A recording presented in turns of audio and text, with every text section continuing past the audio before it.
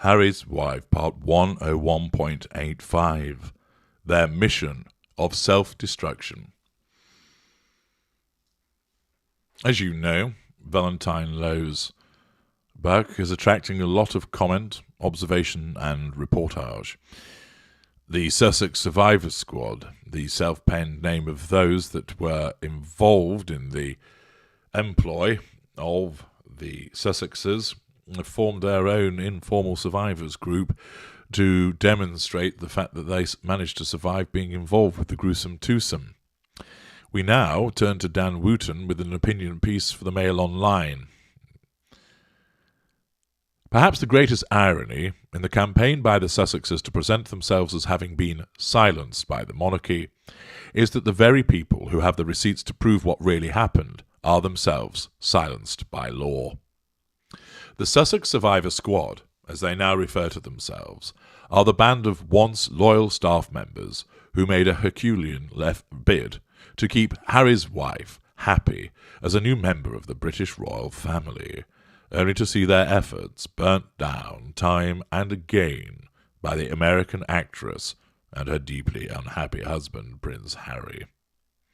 It's easy to understand why many of the previously devoted courtiers are now convinced the couple were on a self-destruct mission from day one, looking for any slight, aggrievement, or apparent discrimination to weaponize against the institution that was working so hard to appease them.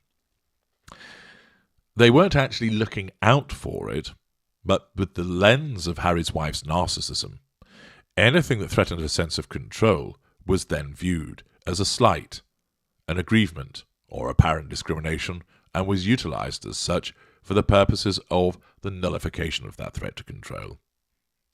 These staff members, many of whom had personally devastating exits from the employ of the Sussexes, have been unable to speak publicly, even to correct the record, constrained by draconian confidentiality provisions of working for the royal family, including the Official Secrets Act. But over the past 3 days, their stories have taken centre stage in the latest round of the royal family fighting back against the Sussexes, thanks to a bombshell book by the highly respected royal correspondent for the Times, Valentine Lowe, who has diligently covered the monarchy for a quarter of a century. While I have long been aware of the acrimony behind the scenes, to read the words of the staff members who were once prepared to dedicate much of their lives to serving the Sussexes is still shocking. The most damning conclusion is that Harry's wife is a narcissistic sociopath who played her former advisors. But that is just the beginning of the devastating claims.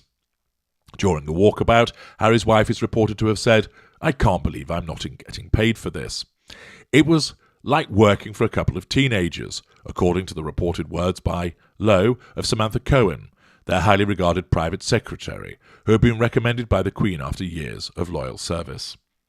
And Harry's wife's behaviour had apparently been difficult and demanding from the start, including when she is said to have threatened to dump Harry unless he released his first statement, eviscerating the media and confirming their relationship. See parts passing. A source told Lowe she was saying, "If you don't put out a statement confirming I'm your girlfriend, I'm going to break up with you." In fact, he reports keeping Harry's wife happy, and by extension keeping Harry happy, was an ongoing challenge. 6 months before their engagement was announced, Lowe claims that Harry's wife ominously told one of Harry's courtiers, "I think we both know I'm going to be one of your bosses soon." Intimidation. Once the preparation for the wedding got underway, Harry's wife's behaviour appeared to worsen. I was the first journalist to break the story of Tiaragate, where Harry was warned by the Queen about the way Harry's wife was speaking to close advisers, and the fact Kate had fallen out with her sister-in-law over the treatment of staff by Harry's wife at Kensington Palace. Lowe's book recounts one occasion where Harry's wife had been especially horrid to a young female staff member at a meeting, telling her, "Don't worry, if there was literally anyone else I could ask to do this, I'd be asking them instead of you." Belittlement. Harry's wife regularly rang staff members throughout the night, with one telling Lowe about a dinner on a Friday night. Every 10 minutes I had to go outside to be screamed at by her and Harry. It was, "I can't believe you've done this, you've let me down. What were you thinking?" It went on for a couple of hours. You could not escape them. There were no lines or boundaries. It was last thing at night, first thing in the morning. One staff member branded Harry and Harry's wife outrageous bullies to another colleague when they were considering quitting, who replied, "That's so dreadful, and they are bullies." During their time in the royal family, a host of staff members left the employ of Harry and Harry's wife. They included private secretaries Samantha Cohen and Amy Pickerill, 2 PAs, including Melissa Tuapti, and 2 nannies. At least 10 former staff members were reported to want to give evidence to the formal investigation into the palace's handling of complaints about Harry's wife's alleged bullying, the findings of which have been hushed up by Buckingham Palace. Once again, it's the courtiers who find themselves silenced. That's not the case for Harry's wife, who described the bullying allegations as a calculated smear campaign. Her solicitor, Jenny Effia, added, "What bullying actually means is improperly using power repeatedly and deliberately to hurt someone physically or emotionally. The Duchess of Sussex absolutely denies ever doing that. Knowing her as I do, I can't believe she would ever do that. It just doesn't match my experience of her at all." Well, that's because, Miss Solicitor, you were treated to the facade.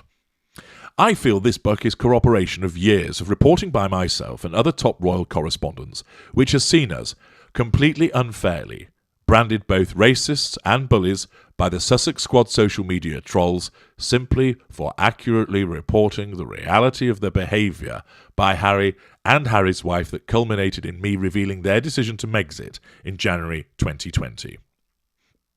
Looking back, such a decision was now inevitable. Lowe's book reveals Harry was terrified of becoming an also-ran once his nephew Prince George turned 18 and stole his thunder.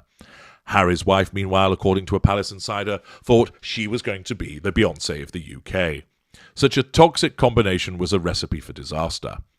The staff were treated so badly because they were the messengers who had to try and keep their aggrieved royals happy while working within the suffocating rules of the royal family. In the end, it proved to be an impossible task. But I'm of the belief that Harry's wife never actually wanted this to work. In the months before Megxit, I had revealed her Hollywood team was already negotiating commercial deals, including for her children's book. As one former staff member told Lowe, everyone knew that the institution would be judged by her happiness. The mistake they made was thinking that she wanted to be happy. She wanted to be rejected because she was obsessed with that narrative from day one. As we've seen so many times before, just because it's Harry and Harry's wife's narrative, it doesn't mean it's true. The real silence parties in this tawdry tale of the Sussexes versus the royal family have now been heard by the world, and it sounds a lot more candid than what the couple told Oprah Winfrey. Strong words indeed from Dan Wooten, of course, blowing his own trumpet alongside all of that, but making the point that these individuals who were silenced have now been able to speak out through Valentine Lowe's book, and because so many of them have done so, it lends weight, credibility and credence to the allegations that have been made against Harry's wife. But what does it say below the line?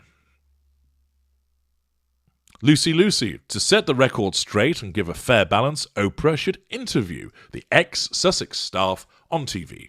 I won't hold my breath. Kate Vale. If someone was constantly ringing me out of work hours, I'd turn off my phone. If they bullied me, I'd definitely turn around and tell them what I thought of them. Both barrels. Does no one stand up for themselves anymore? No matter who it is, you have to have basic manners, otherwise you're just not worth working for. Aurora. And what else is there we don't know about the gruesome twosome? Posse responds, "Oh, I'm sure there's plenty more." Peter. Harry's wife, as a minor American actress, suddenly acted like a Hollywood diva. Maybe she thinks she is like Jackie Onassis. You can tell she, a 41-year-old divorcee, is an immature, petulant control freak. By the way, she has banned Prince Harry from meeting his father-in-law, likewise refusing to allow her own father to meet his grandchildren. Tepi. Titles and line of succession need to go, plus they should never ever attend an official function again. They're all about drama.